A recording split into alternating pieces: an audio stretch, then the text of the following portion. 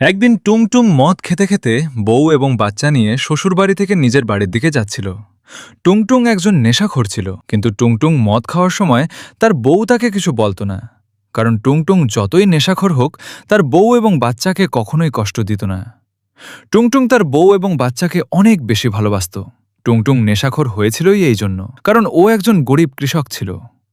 টুংটুং খালি একটাই চিন্তা করত, কখনো তার ফসল যদি ভালো না হয় অথবা তার কিছু একটা যদি হয়ে যায়, তাহলে তার বউ এবং বাচ্চার কিভাবে। এরকম ফালতু টেনশনের জন্য টুংটুং নেশাখোর হয়ে গিয়েছিল। কিন্তু যেই গ্রামে টুংটুং থাকত, ওই গ্রামের একটি ভয়ানক গল্প আছে। গ্রামের বাইরে একটি পুরাতন বাড়ি ছিল এবং ওই বাড়ির মধ্যে বড় একটি আয়না ছিল, যেটা নাকি খুবই ভয়ঙ্কর। গ্রামের লোকেরা বলতো ওই আয়নার চেহারা দেখে না, মনের নিয়ত দেখে এবং তার ভবিষ্যৎ দেখায়। আর বলা হয় অনেক বছর আগে একজন ব্যক্তি যখন আয়নার সামনে গেল, আয়না ওই ব্যক্তিটাকে তার ভিতর বন্দি করে ফেলল। এই জন্যে কেউ কখনো ওই বাড়িতে বা ওই আয়নার সামনে যায় না। একদিন টুংটুং ওই বাড়ির সামনে দিয়ে কাজে যাচ্ছিল, তখন ওর নজর ওই বাড়ির দিকে পড়ল। আর চিন্তা করতে লাগলো, ওই আয়না যদি লোকদের ভবিষ্যৎ দেখায়, তাহলে মানুষ এটাকে ভয় পায় কেন।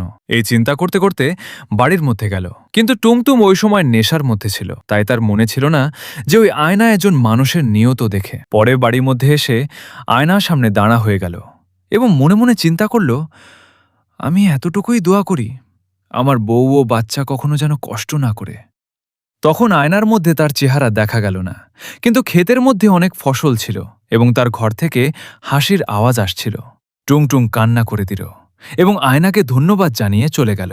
কিন্তু এই সব কিছু অন্য গ্রামের একটি চোর দেখে নিল। এই সব দেখে তার মনে লোভ এসে গেল। ও চিন্তা করতে লাগলো, গ্রামের মানুষগুলা একাই সবকিছু উপভোগ করতে চায়, তাই অন্য মানুষদের ভুলভালো কথা বলে। এই সব কিছু চিন্তা করে চোর আয়নার সামনে গিয়ে দাঁড়িয়ে বলল, আমি অনেকগুলো ব্যাংক ডাকাতি করব এবং অনেক বড় লোক হয়ে যাব।